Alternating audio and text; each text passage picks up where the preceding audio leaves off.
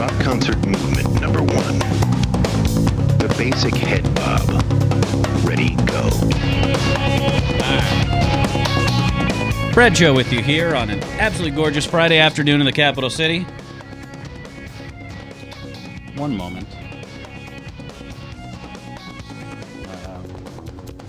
A lot to get to today.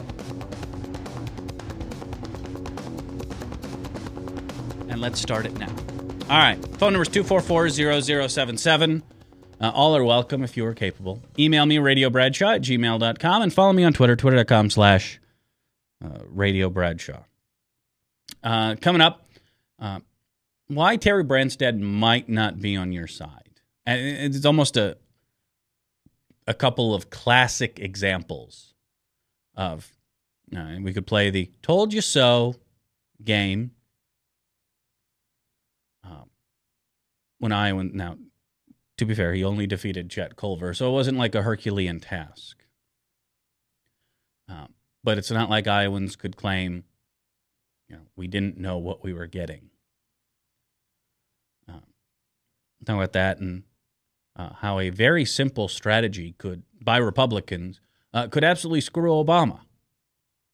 Be very easy to do unless you're a Republican. First, though, the big news today, Hostess, the maker of Twinkies and Ding Dong. Yeah, those. Is that Twinkie the Kid there? I'm not really sure what they're the only, Dan and I were talking about this before, the only Hostess product I really dig, and you can't find them anywhere, are those strawberry fruit pies. Like the apple and cherry they had everywhere. Lemon was good. Mine were the chocolate. Peach was disgusting. I liked the chocolate ones. Chocolate was okay, but the strawberry ones were... I have bought like a dozen of those. I would go to the outlet store. There was one Casey's. They're a little more widespread now, but there was one Casey's up in Clear Lake that always had them. So when traveling to and from the Twin Cities, I would stop and do you have any in back? And just give me all... They don't last that long. You freeze them or something. When they go bad, they go... Really bad? Really bad.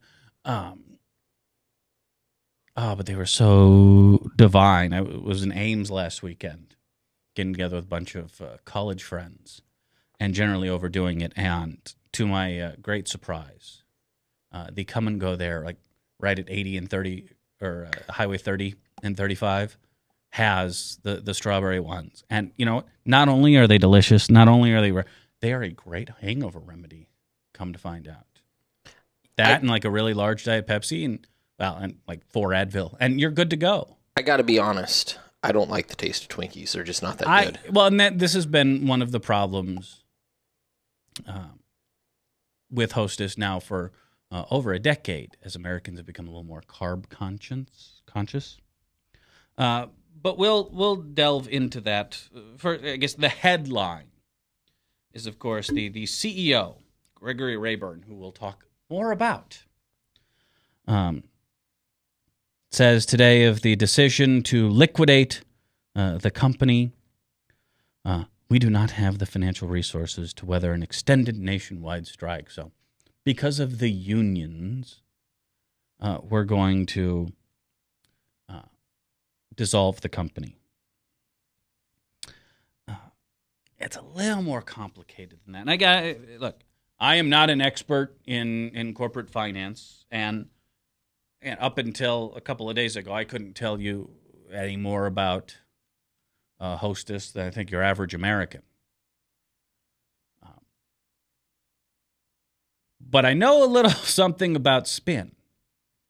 And when I see a company liquidate like this and blame labor, my first thought, okay, what else has happened? So this goes back to August, a piece in Fortune magazine. So this isn't, some Mother Jones. You can't shoot the messenger on this one. Talked a little bit about the history and current situation of Hostess, a company that goes back, decades. I think it was 82 years. Yeah, something like that. But going through their, second bout of Chapter 11. This is what financial insiders call Chapter 22. Your second trip through Chapter 11. This time loaded down with nearly $1 billion in debt. And how does this happen? Well, company went through bankruptcy in 2004. Didn't emerge until 2009. And the company was taken private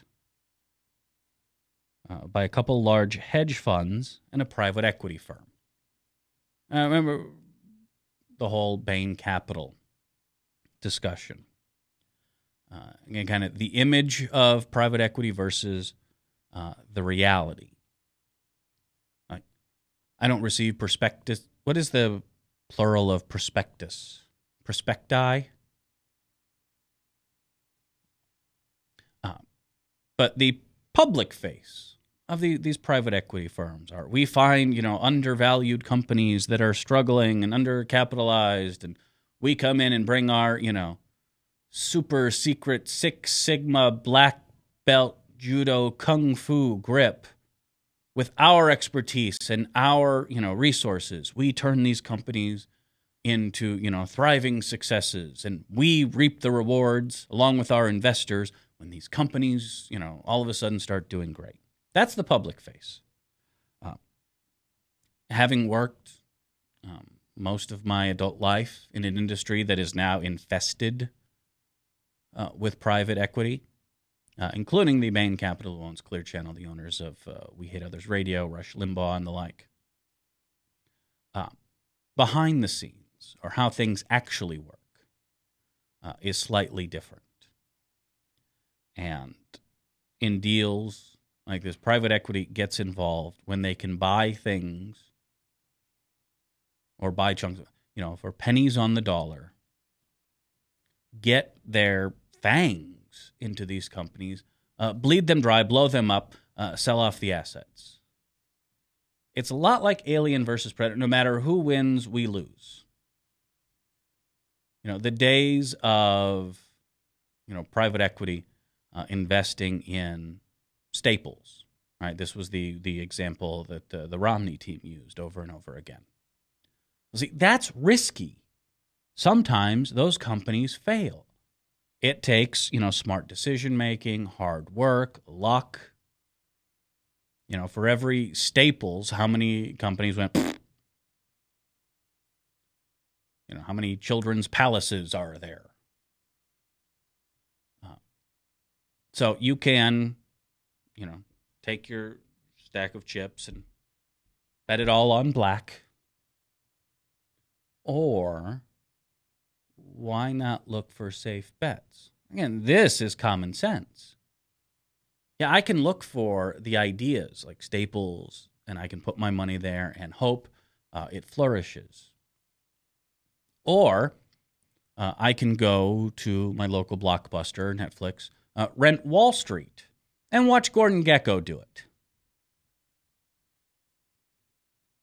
Do I want to invest in Staples, which is a gamble that may pay off and may not, or Blue Star Airlines, where no matter what happens, I'm going to reap the rewards? I mean, that's common sense. I'm going to take the sure thing. Right? Why else would Paris Hilton exist? Hey-o.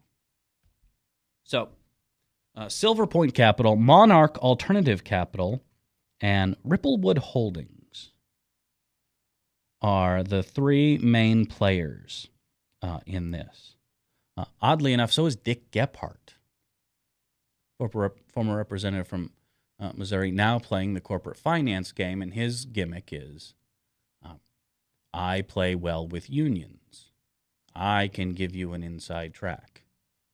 And if my son just happens to end up on the board of Hostess for $100,000 a year, well, that's just a happy accident now, isn't it?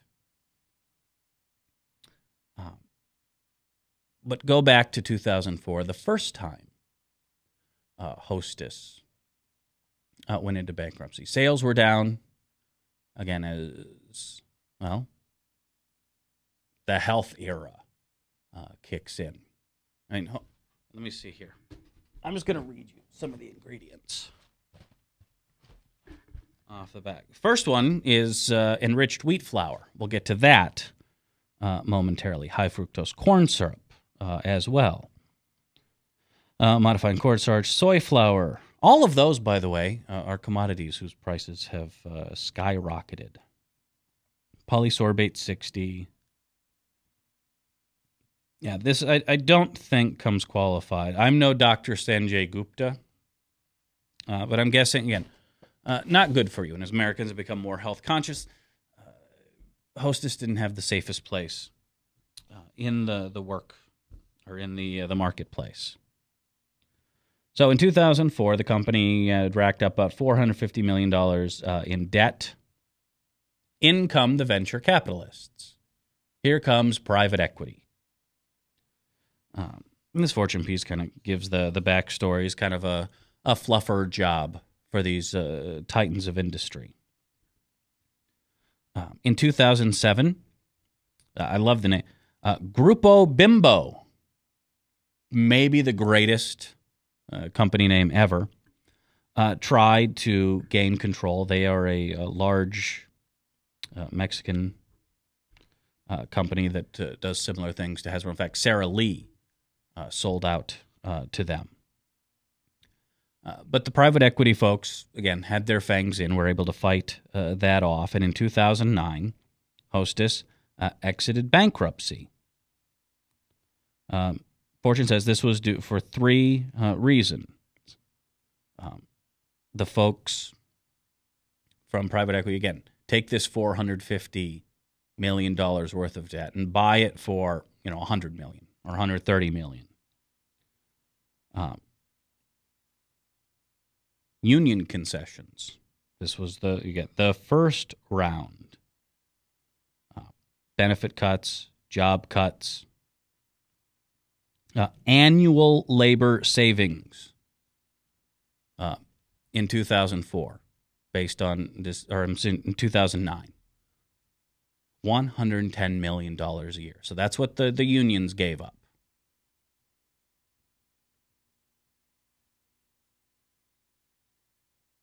So, Silver Point Monarch, two of the private equity firms I told you about, owned about $450 million worth of this secured debt that they went into bankruptcy with. The problem is we have no idea, even through federal bankruptcy, we have no idea what they paid for it. $100 million? Because think, if you're one of the original creditors, well, would you rather see the company liquidate, or do you want to get 25 cents on the dollar? You're obviously better off getting something. So even through bankruptcy, which is supposed to be kind of open book, right? I went through this with Citadel before the private equity-backed Cumulus came in and started firing everyone. So it's supposed to be open news, but it's not. So, to get out of bankruptcy, these private equity firms, they loan Hostess a lot of money. And in this case, you're talking interest rates of like 8%. Which, again, I don't know if you've noticed the prime rate or even a 30-year fixed mortgage. That's really, really, really expensive money, because money is very cheap right now. So they're sucking, immediately they start sucking their money back. They put their people, in big positions to suck money back. I'm sure there were, management fees that get paid back. And in a very short amount of time. Again, this is the way these deals are structured. Private equity firms make their investment back, and everything at that point is profit. Even though, again, everyone knew Hostess was in a rough spot. The corn, the sugar, the flour Again, we're all commodities that once money moved out of real estate, you might have remembered something about a housing boom. A lot of that investor money went into commodities. Oil, corn, sugar, soybeans, frozen concentrated orange juice. Who does not love the movie Trading Places? So, and that leads us to, well, now, Hostess sales down 28% since 2004. Hostess lost $341 million in fiscal year of 2011. In the second half of 2011, the company was burning through $2 million a week. So, of course, now we have to go back to the unions. Once again, we need concessions. We need job cuts. We need benefit cuts. We would like to get out of our pension obligations. Only one problem with this. Again, remember, the unions had already gone through a round of this.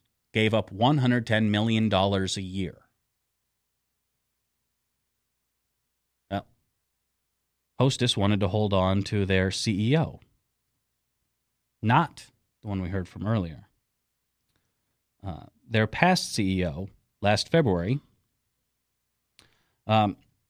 Hostess had asked, because of course the CEO wouldn't do this himself. Hostess had asked the bankruptcy judge to approve a deal of a base salary of $1.5 million, cash incentives, and if something were to happen to the company, a severance package of $1.95 million. The Teamster said, "Are you kidding? You're asking us for concessions. You're wanting to give this to your CEO. Are you high?" Magically, the next month, the CEO who didn't get his deal took off. This gives us Greg Rayburn. He is a restructuring expert who became Hostess's 6th CEO in a decade. So here's your CEO with his sweetheart deal. Labor unions, we need concessions. Oops. Then it came out that 4 top Hostess executives received raises of up to 80%. And that the CEO was being paid $125,000 a month.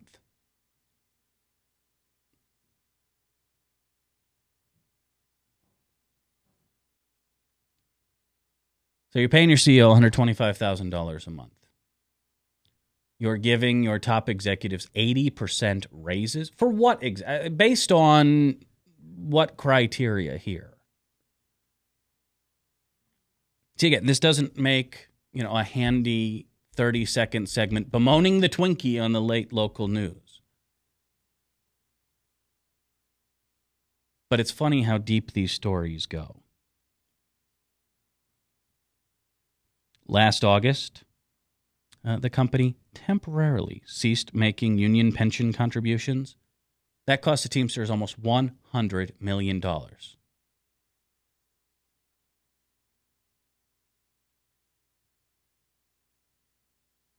So, since the company came out of bankruptcy,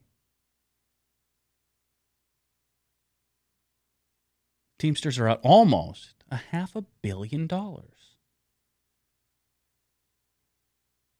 But see, it's the unions and their intractability, their failure to, deal with the changing circumstances. That's the narrative that's going to be pushed. Oh, and boy, didn't we grow up loving Twinkies, and Zombieland was a great movie. We don't want to think what Twinkie the Kid is doing under an overpass to, pay the bills. Do you know how long they stopped their pension paying, just out of curiosity? You have that? I don't know if they ever started again. But Well, the cost, according to Fortune, was $100 million for the Teamsters. okay. Well, that comes down to about $5,000 per employee since they stopped it. Okay. It's really not a very sizable sum of money. Can I have $5,000? What do you need it for? Hookers and blow? You didn't pay it back? Probably not. Well, you didn't earn it, so no. Then why should the Teamsters give it to Hostess? Well, the problem is that they don't have money. Hostess doesn't have money to give to the Teamsters. They've got money to give $125,000 a month to their CEO. They've got money to give but that's not going to account for $100 million. 80% bonuses to the... No, it's FYIGM. The money's there for severance packages. There's $2 million. Okay. There's money there for CEO pay. Uh-huh. There's money there for executive bonuses. So let's say they pay their top 1% employees $50 million. We're still $50 million short per year at least. And I'm being liberal with my numbers. The numbers don't add up. It doesn't matter what they pay anybody. If you're going to give yourself an 80% raise, I think it's bad form. are you going to come and ask me then to take it in the shorts? If you're paying your guy $125,000 a month to run a company into the ground, should I give you my $5,000? Probably not. No, but I think you should go get another job. And that's kind of the point. At some point, where do you, as a union, say enough is enough? That yes, you're better off. But that seems to be where we're at these days. We want your people to work for $1 a day, and we'll even give you baggies to huff glue like those Nike kids. You said no? Union intractability is destroying this company. Welcome to the modern age. Welcome to the world of private equity. They don't make bets anymore. That's the old way of doing things. Why make bets when you can garner sure things? So now Hostess liquidates. Again, all the top executives and walk away with their suitcases of cash. And you know how accountability is. There's no way that these guys will end up on a corporate board again.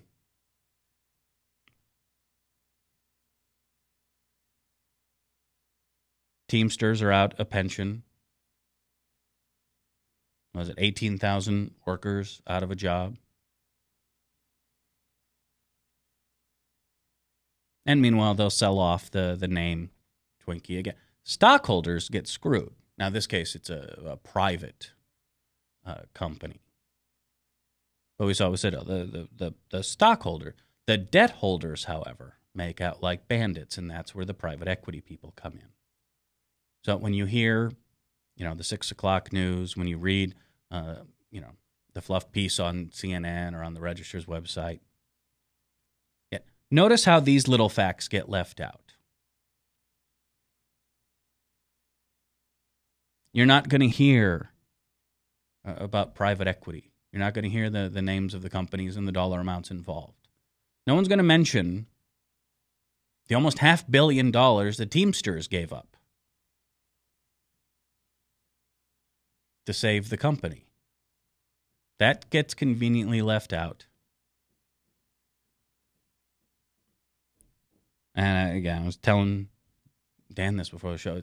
I understand there are people who are anti-union. They have a name for people like you. I understand there are people who have, there are bad unions out there. Absolutely. There are bad companies out there. There's no, there's the entire range is represented at all times. I did, again, I follow like 2,000 people on Twitter, so my feed is a little busy at times. But as the news broke today, I was just, I read the anti-union stuff because, there's always someone looking to push a point. From time to time, and go through my Twitter list, you'll see this too. All that stuff is out there in the open. But the really nasty stuff, bleep you union mother bleepers for not wanting to work. I was just amazed how many of those, because occasionally I'll just, who's saying these things? Committed father of 5, and almost all of them, by the way, just universally mentioned in some way, shape, or form being a follower of Christ, which, again, I guess I should thank them for helping do the heavy lifting for me. I gotta move. Richard Dawkins Foundation. Totally coincidental, I might add. And that's one of those things that caused me to scratch my head. So now when your idiot or Fox News loving relative or coworker comes to you at the water cooler or the Thanksgiving table and blames those damn dirty unions for killing off their Twinkie obsession, maybe now you have a few things to ask them about. Ask them if they're aware of the $100 million in pension obligations, or the $110 million a year that the Teamsters gave up to help bring the company out of bankruptcy. Ask them what those thousands of Hostess employees walk away with. And ask them what the 6 CEOs in the last decade walk away with. Ask them what the private equity firms walk away with. And see if they have a good answer. Or see if they just throw cranberry stuff at you. The latter is probably more likely than them being aware of any facts or details behind this story. I say this as someone with family members who are afflicted with Fox News-itis. On the plus side, it can occasionally be used against them, as I'm getting a steak dinner because someone wanted to bet that Romney would win. Again, I learned from private equity. I'm more than willing to take your sucker's bets when I know I'm not the sucker. All right, email me, radiobradshaw@gmail.com. Follow me on Twitter, twitter.com/radiobradshaw. If you want to read the Fortune piece, it's linked on my Twitter feed, twitter.com/Radio Bradshaw. And we shall return in the Democratic People's Republic of the Bradshaw Show on Webcast One. Thanks for watching. Back right after this.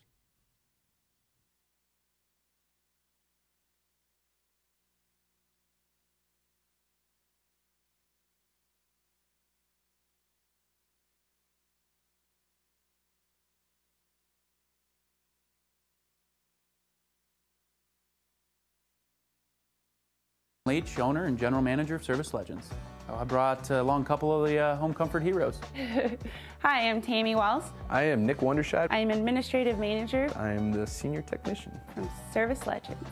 It seems like every good thing, when you feel it to the bone that it's good, there's a lot of hard work put behind it. I don't think that you can fake it and have it turn out good. If we seem like, okay, that's just weird, it's just a furnace, why would you believe so deeply in a furnace? It's not just that, we want to show the world that you can have good service. Yeah, it's got to be, it's your home. It's built into our daily trainings, it's built into our culture, that we're going to do whatever it takes to have each client say they love us, period. That's why we spend all the hours in the training that we do. And if we guarantee it's going to be a good experience for you, or else it's free, what type of work do you think we're going to do? There is a guarantee. Temperature selection guarantee, fixed rider it's free guarantee, comfort guarantee, best value guarantee. All of these guarantees hold us accountable to ensuring that we exceed your expectations. And if for whatever reason we'd fail and we can't make it right, we guarantee all of those guarantees with a 100% money back guarantee.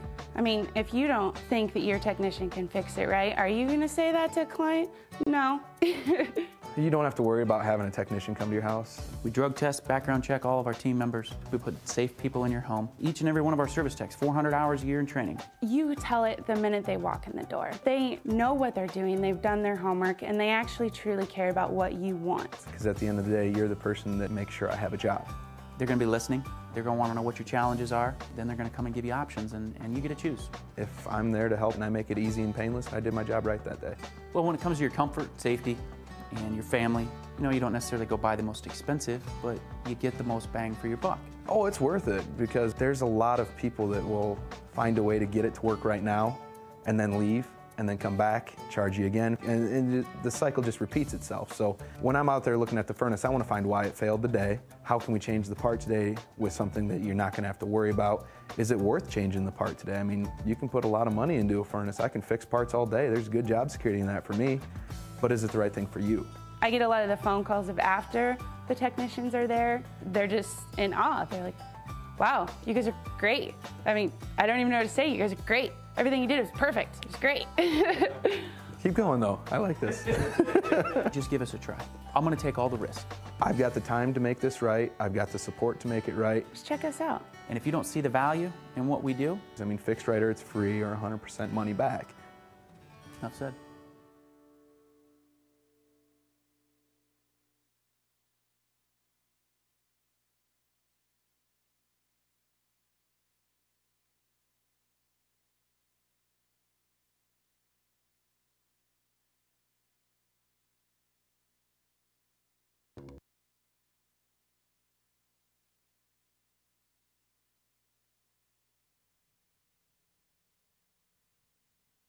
Someone call Al Gore. We've broken his internet. There It's time to start. Rock concert movement number 1. All right, it's 201. Bradshaw with you here. Thanks for coming along on a Friday afternoon. Don't forget archives of the show. You want to watch me play with the dog and drink a beer and celebrate the re-election of Barack Obama? Oh, that was a fun day. Or any of my stunningly accurate. Again, I'm not a self-horn tutor, but I nailed it. And I was the guy telling you back, like, don't worry, don't panic. Remember, Hitchhiker's Guide to the Galaxy. Relax. We got this. Lo and behold, we did. No matter what Karl Rove thought, I am here to help. And plus, and this is something I hope our conservative friends learn from listening to the Dick Morrises and the AM radio guys who have spent the last couple of years, there's no way Obama can win. Everyone hates him. We surround them, remember?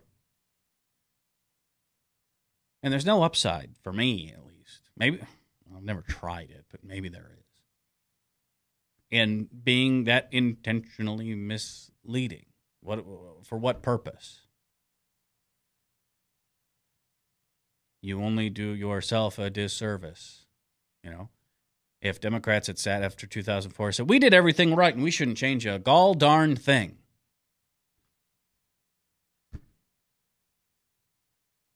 All right. Anyone who was saying that was, one, a moron, and two, proven wrong by history. So this is a case where you'd think if conservatives, cared about, even just advancing an agenda. We'll leave out the, good for the country and the like. But if they have a path and they want to push it, they would look at, the media that they're ingesting. The same media that makes it very clear, very often, that you shouldn't listen to other people. You should listen to us because we're going to tell you what's really going on. Don't trust those other media. We are fair and balanced, and we will tell you that Mitt Romney is going to win in a landslide. Who are you going to trust, us or your lying eyes? You would think that would spark some introspection, but it won't. This one's interesting. Over at Newsmax.com. It's almost Newsmax almost was your go-to place for birther conspiracies. Franklin Graham, son of Billy, he's pretty much the one calling the shots now. Billy Graham is succumbing to age, passage of time. And again, in a sense of, rigorous republicanism, pulled down all of the Mormonism as a cult material from their websites when Mitt Romney won the nomination. It says that God may have to cause a complete economic collapse to save our nation from Obama. Again, I'm so old, I remember when Republicans accused Democrats, of rooting against our country. Remember that was their big thing there for a time. It is sad, actually, to watch, again, the party of projection. And don't take my word, just go look through the news. Pretty much at this point, anything Republicans accuse Democrats of is something that they are actively doing or will do so at the first opportunity.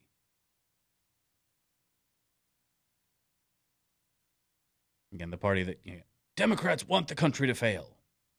Now wish for President Obama to fail.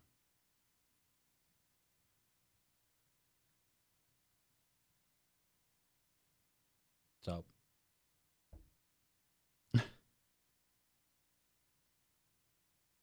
maybe God will have to bring our nation down to our knees to where you have a complete economic collapse. And maybe at that point, people will again be called the name of the Almighty God. All right, so I told you in the last segment, I enjoy taking suckers bets, as long as I'm not the sucker. I'll give you Iowa State 30 points. Challenge accepted. So what happens, Mr. Graham, if the economy doesn't collapse?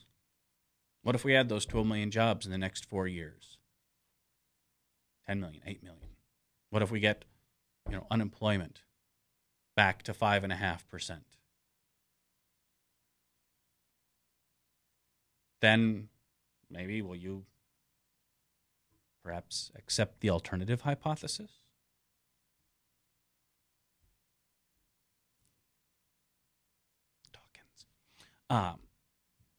Just throwing that out there because I know you never would, because let's be honest, how do you make money doing that?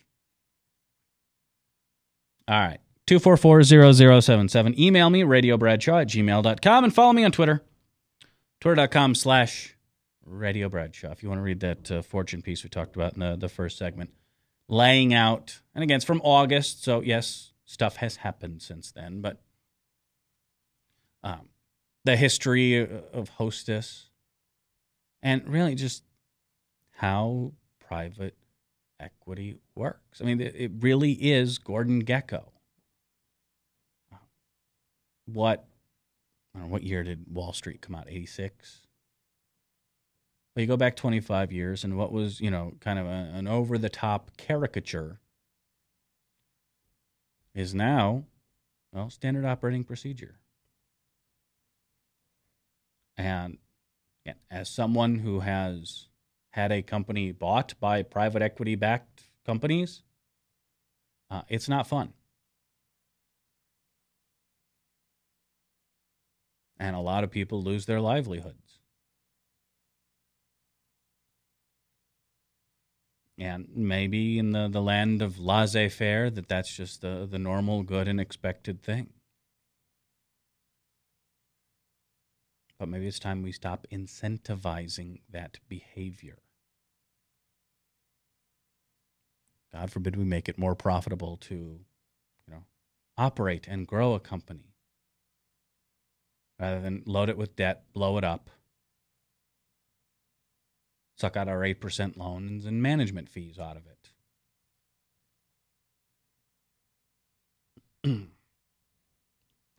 In a similar vein, I saw this on KCCI's website. It's classic Branstad.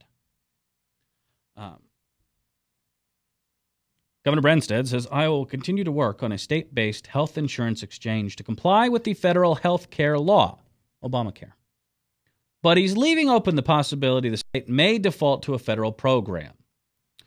Today was supposed to be a deadline. Right? You're either going to set up a state-run insurance exchange, where as long as you meet the minimum standards, go nuts and make it as good, as crazy as you want to. Or miss the deadline and you're going to go in the federal exchange.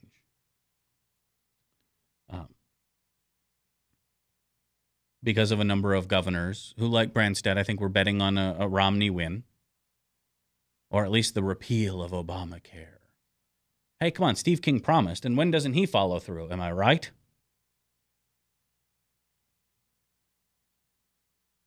Lo and behold, turns out sitting on your hand doesn't get a whole heck of a lot done. According to Branstad spokesman Tim Albrecht, who, by the way, is absolutely hilarious to follow on Twitter.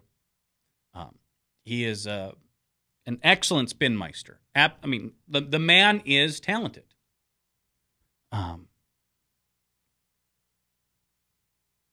Sometimes in an over-the-top, humorous manner, like reading his commentary during, Joe Biden's thrashing of Paul Ryan, or even the second or third debates. It's talented stuff, but it sounds like it's coming from another universe.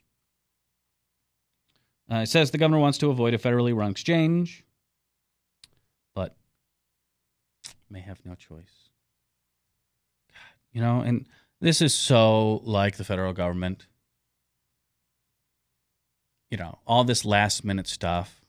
If we had just passed the bill, say, in 2010, before Branstad was reelected, so that he would have some time to deal with these things. Oh, wait, that's exactly what happened. Governor Branstad took office knowing this was coming and did nothing about it. And by the way, I'm okay with that. Not because I support Governor Branstad, but let's be honest. Who do you trust to build the better health exchange?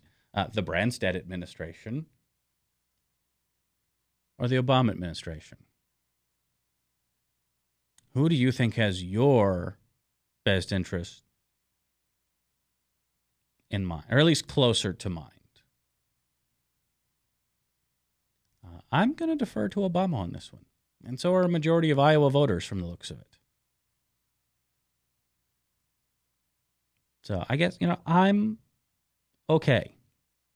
If your state is run by Bobby Jindal, the exorcist we talked about yesterday, or Rick Perry with an E or an A, I don't really care which. If you're Alabama or Mississippi, you're probably just looking at how these states run things like, pretty much anything involved with their state. Probably better off with the federal plan than the Mississippi. Because I think that the last plan Mississippi came up with, it was probably around the Civil War. Maybe we'll call it the William Tecumseh Sherman Memorial Insurance Exchange. Just to further, antagonize our Southern friends who will never rise again.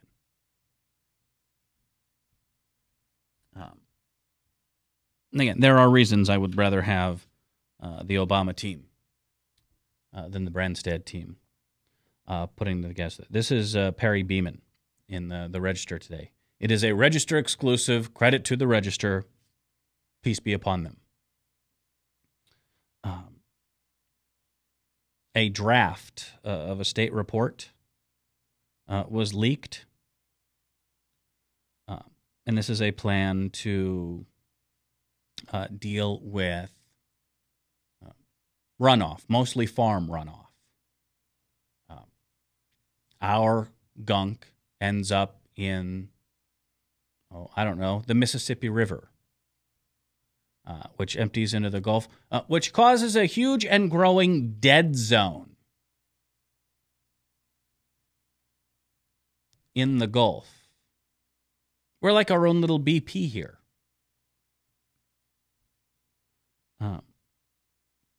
And this is a report from October 8th. Hasn't been released to the public yet. This is just a draft. But this is a report based on an EPA, complaint from 2008. So you can't blame Obama for this one. Turns out this report dealing with, how Iowa should deal with the crap we put into waters that, causes pollution. They literally copy-pasted text from the Iowa Farm Bureau. Oh, if Farm Bureau wants it, Farm Bureau gets it. And again, as much as, the Iowa Farm Bureau wants to kind of imagine the cardboard cutout of Iowa farmer, right? Overalls, jeans, probably some sort of plaid ensemble. That's the image they put out. But at the end of the day, who do they work for? Monsanto, ADM, and the like, the large consolidated farming operations. Hog lots. So you have the Monsantos, you have the hog lots, hiding behind the image of just, hi, I'm Iowa farmer.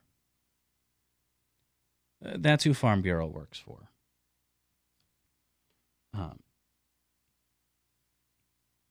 But it's literally copy-pasted from a flyer from Farm Bureau, which magically, again, doesn't call for regulation, but voluntary compliance. If you'd please maybe not dump nitrates into rivers. Would you kindly? Thanks in advance. Instead of regulation, instead of, fines and, absolute action, because we have a problem. You can argue that hog lots that, screw up our water and make it very fragrant to travel up I-35. I don't know of a nice way to put that. It keeps the poo-poo in our bowl, and it's our bowl to deal with. When our poo-poo ends up in everyone else's bowl, then you have to be a little more responsible. Right? If you want to be a drama queen, that's all you. But when your drama starts to, you want to inflict it on other people, then you got a problem. Well, in some cases, literal poo-poo is heading all over the place. And a lot of it is ending up in the Gulf. The parts that we don't drink are ending up. The Iowa DNR is not happy about this. And remember, the Branstad administration, Ag Secretary Bill Northey, want to take things like water quality, take it away from the DNR and give it to the Ag Department. Why not put the Pooh Lagoon people from the hog lots in charge of water quality? What could go wrong? Again, this is how the Branstad administration works. This is what Iowans voted for. Now, 2010 was a wave election. You saw a lot of Democrats sitting on their hands and were paid the price for it.